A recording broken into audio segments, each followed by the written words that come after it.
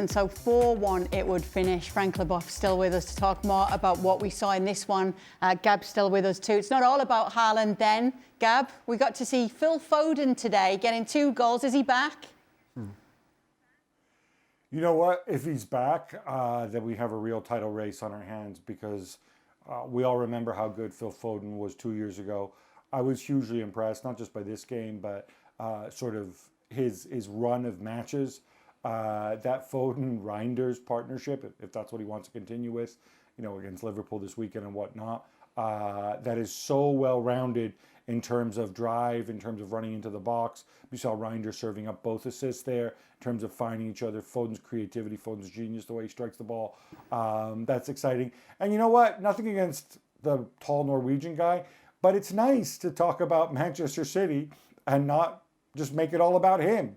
Although, all that said, it looks like a very gaudy scoreline.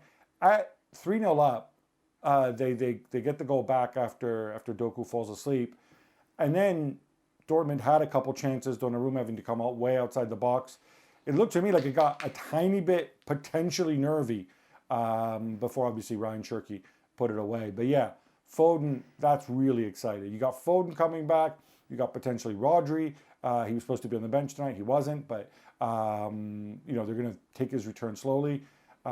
City could be a real force, I think, in a month or two. Frankie, I've seen some head nods and some head shakes at what Gab was saying there. What were you thinking? No. I agree. Totally agree on what Gab said about Foden and the fact that Haaland wasn't the only one. But you have to add Doku and Savinho as well, where they absolutely put a mess on the side, and it maybe opened up a little bit in the middle of the park where Foden could be freer than he is. And we can see on the first goal, if we talked about the high line of Barcelona, we have to talk about the drop line of the back line of Dortmund, where they were like 10 yards away from Foden. We had the time to turn and put his beautiful left foot on the first goal. And, the second goal was absolutely beautiful, but because he had to be fast. And I want to think that Foden is back to his best. But because of the tactic that Guardiola was able to put, where you don't play tiki-taka, you don't turn around, you have player on the side, Doku, Savinho able to turn on, take on players and go a little bit faster than the other ones. And that's, I think, for me, makes the difference on what we used to see. And that's that boring tiki-taka that we used to see with Manchester City. Do you agree with what Gab said, that if Foden is back here, then City are a problem? I think City will be a problem anyway. I think we've all said at various points during the last week or two at least, that this is Arsenal's title to lose, right? They are easily the best team in the league, certainly at the moment. Now, the big question comes around Manchester City, which version of City will show up for the remainder of this season. And we've seen in the good version of Manchester City of 2 or 3 years ago, the kinds of runs that they can put together in the second half of the season. Now, if City can all of a sudden rediscover that form and kind of run the table as they've done just about, it puts a lot of pressure on Arsenal, certainly in the second half of the season. Ali alluded to it yesterday.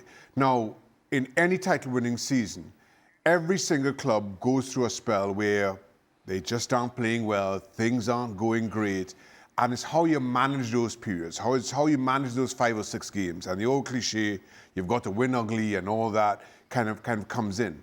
Now, how Arsenal manages that 5 or 6 games will determine whether they win this title or not. Again, if this is the City of 2 or 3 years ago, you aren't allowed much more than 5 or 6 games. Not in this form, even with this kind of head start. So they can be a problem, but that problem, or how much of a problem, is ultimately Arsenal's to decide. We must talk about that poor Norwegian guy that Gab mentioned as well. I think it was put to him after the game about another record, and he was like, which one? Because there are that many for him now. He's not even sure which record he's talking about anymore. Well, it must be nice. First of all, Shaq, I appreciate that you're supporting the show when you're not on it and you're actually watching us. That's great. Laughing at Stevie's references to cigarettes and sausages.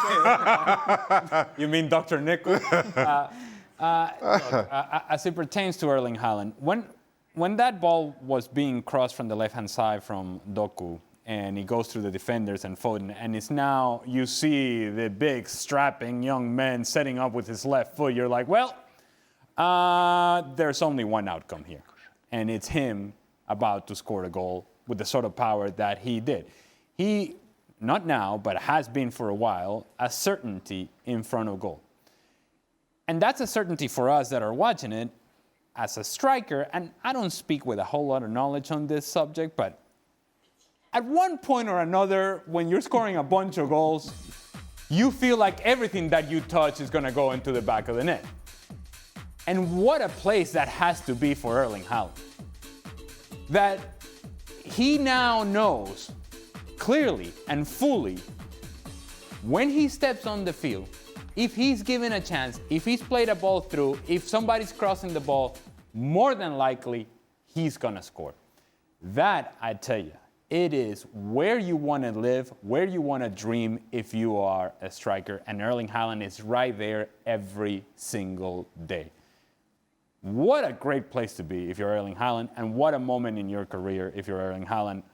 And if you're him, all you want to do is keep playing, baby. Let's keep playing. Let's keep scoring goals. Let's keep putting balls in front of me because I'm going to score. Yeah, meanwhile, Borussia Dortmund going, look at what we once had. They will be back in action in the Bundesliga this weekend. Make sure to catch them against Hamburg on Saturday away from home. We will have all of these games available on ESPN+. That there were changes to the 11 from Enzo Maresca tonight. Frank had his eye on this game. Is it defensive errors, Frank, costing the side today, costing Chelsea? Not only. I feel some sympathy about the young Heito and the fact that he made two big mistakes, allowed Qarabag to score goals. But that wasn't only that, you know. First, yeah, it's nice to rotate. It's nice to give some rest to some players, but you have to make sure that you can be able to win, you know, in Azerbaijan. And it's what Chelsea weren't able to do today. They played well for the first 10, 15 minutes, and I say, okay, that's great. You know, it's going to be an easy game. They scored a goal, good goal from Estevao. And after that I didn't see the difference between an Azerbaijan team and Chelsea Football Club. So I feel frustrated. And when the second half, they changed some player, it was a little bit better, but still Qarabag has some chances. So let's say that the player weren't convinced that it was an important game to play. A draw was enough for them maybe to get through in that Champions League campaign, but I wasn't convinced by anything today. Is a draw a fair result? Is it the right result for you, Gab, or did Chelsea actually get away with a draw in the end, considering how Qarabag played tonight? I think arguably they got away with it, and I think that's what's going to disappoint Enzo Maresca, because, you know, when I take on board what Frank said, it felt like, you know, they felt, well, we don't really need to worry about this. It's only Qarabag or whatever. Well, leaving aside that Qarabag are doing more than okay in the Champions League, for me, it was a lot of those individual players who I think just had poor nights. So it's not just Hato, it's Tosin at the back. And when you think, you know, those center back positions right now at Chelsea, they don't really have an established partnership. So those roles are pretty much up for grabs. And it's in games like this where you can seize the opportunity, especially if like Hato, who of course is also the backup left back, but he hasn't played that much. Tosin, you know, show Maresca that, you know, you should be first choice until Colo comes back. Up front, same thing, Tyreek George, who I think has done well, but some players don't cope well when, you know, they only play once in a while, and sometimes he's wide, sometimes he's up front. That's the frustrating thing, and that's the flip side, I think, of managing a big squad, especially of younger players. You'll have games like this when the people who come in don't seize the opportunity. Maybe some of the regulars, maybe, I don't want to say take the night off, but maybe aren't as intense as they usually are. And then you pay a price for it. And then you got to rely on St. Moises Caicedo to come and bail you out for the umpteenth time. Would you like to say anything about this game, guys? No. What about, you're not going to stick up for Qarabag, your most favorite team? Power ranking featured. I was focusing on, solely focusing on another game that we get Yeah, to in a bit. that's fair enough. He was watching. Who's that? Pafos At the same Villarreal. time, it was Papo Villarreal. He was. Wait till you hear him on the highlight Yes. later. You're gonna bring it. Big Papo's fan. Yeah, all right. I thought it was Qarabag. Frank, would you like to add anything else about Chelsea today?